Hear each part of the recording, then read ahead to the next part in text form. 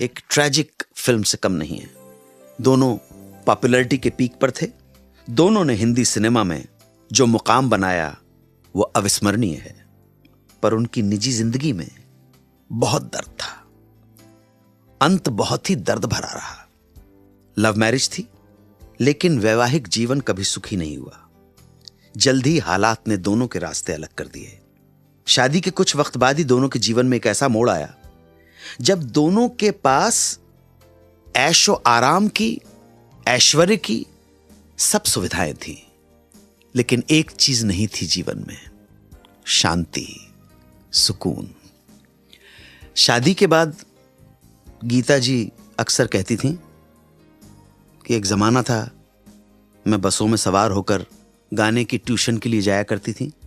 टूटी चप्पल, एक घर से दूसरे घर लड़कियों को गाना सिखाना।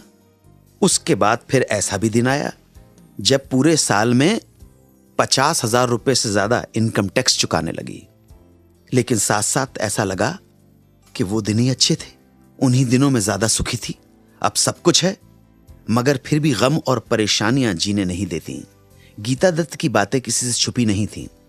उनका दुख बरबस ही उनकी बातों के दौरान छलक पड़ता था, चाहे वो रेडियो पर हो या प्रेस के सामने। मगर पतिदेव गुरुदत्त बिल्कुल विपरीत स्वभाव के थे। इंट्रोवर्ट, खामोश, गुमसुम, पर दर्द से तड़प वो भी रहे थे। ये बात और है कि अपना दर्द उन्होंने किसी से बताया नहीं, सिवाय अपने कैमरामैन दोस्त वी.के. मूर्ति और लेखक दोस्त अबरार अलवी। इन दोनों के साथ उन्होंने शेयर किया। बड़ौदा में फिल्म 14वीं का चांद की शूटिंग के दौरान की बात है कि उन्होंने वी.के. मूर्ति साहब से कहा था, अगर ये दुनिया मुझे मिल भी जाए तो क्या है। जब मूर्ति ने उनसे पूछा कि वो ऐसा क्यों कह रहे हैं, तो गुरु साहब बोले कि मुझे ऐसा ही लग रहा है। अब देखो ना, मुझे डायरेक्टर बनना था, बन गया। एक्टर बनना था, वो भी बन गया। अच्छी फिल्में बनानी थी, सो वो भी बन गई। पैसा चाहिए था, पैसा है, सब कुछ है, पर कुछ चीज मिसिंग है। शायद ये वो दौर था जब वहीदा से उनकी नजदीकी के कारण गीता से तकरार चल रही थी और गीता जी बच्चों को लेकर अलग रहने लगी थी। इस जोड़ी का अंत बहुत ही दुखद, दर्दनाक हुआ। गुरुदत्त साहब ने बहुत कम उम्र में ही हार मान ली जिंदगी से। 10 अक्टूबर 1964 को खुद को खत्म कर डाला।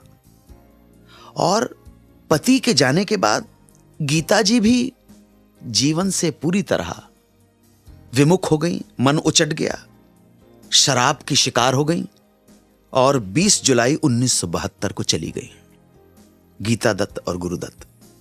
बहुत ट्रैजिक एंड हुआ है दोनों का। गाना तो आपको सुनवाऊंगा, लेकिन मैं बताना चाहता हूं कि मुझे मालूम नहीं स्वर्ग क्या है और मुझे यह भी मालूम नहीं नरक क्या है। तो सुनी सुनाई बातें हैं। मुझे तो यह मालूम है कि जीवन क्या है। यह जीवन एक बार मिला है और आज का जो संसार है उसमें शांति की उम्मीद करना ही मत। सो जिंदगी को यह समझ के यह स्वीकार कर लेना, यहां शांति नहीं है, बात खत्म हो गई। शांति नहीं है, लेकिन लड़ेंगे, इस जिंदगी के साथ ही लड़ना है, हार नहीं माननी है।